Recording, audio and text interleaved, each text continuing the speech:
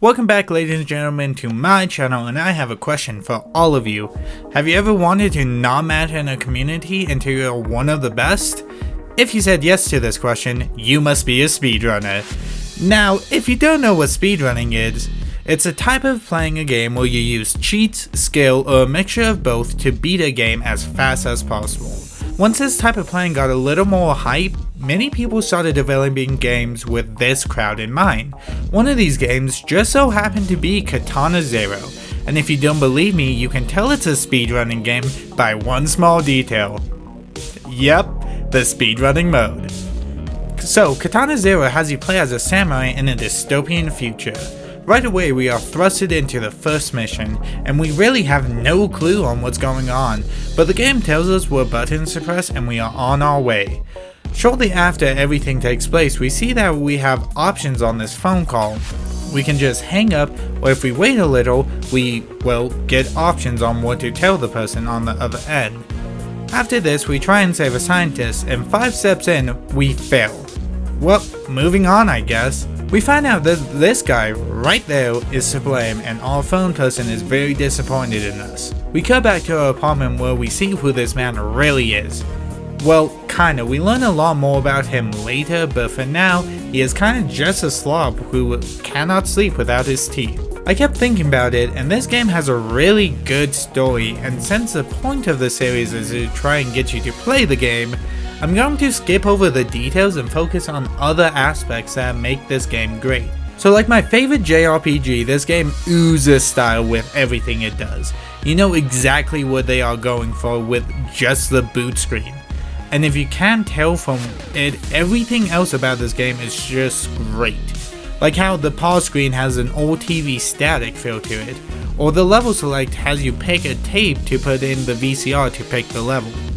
This game just makes you feel like you are in this world, or at the very least makes you want to see more of it.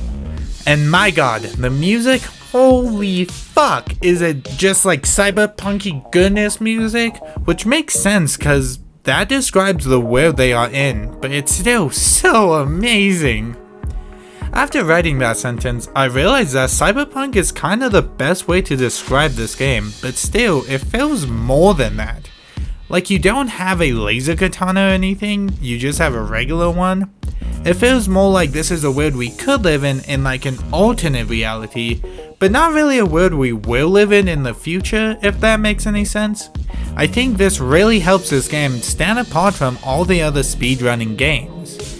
Talking about games real fast, let's talk about the one thing that makes a game, the gameplay.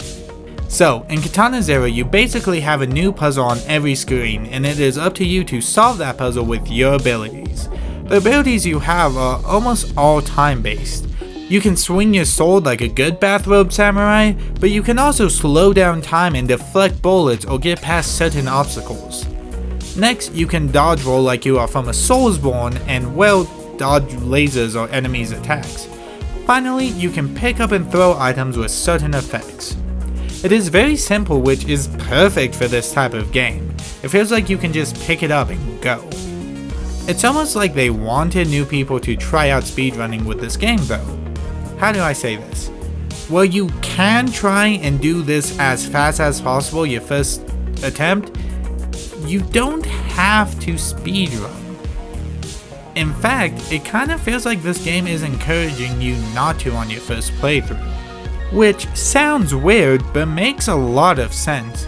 Like for instance, when you die, you start wherever screen you are on again until you beat it. However, when you do beat it, it only shows your successful attempt. This makes the game feel like you are doing a good job even if you keep failing. This game also has a crazy good self-improvement system, and not the kind where it's you can do it and I believe in you.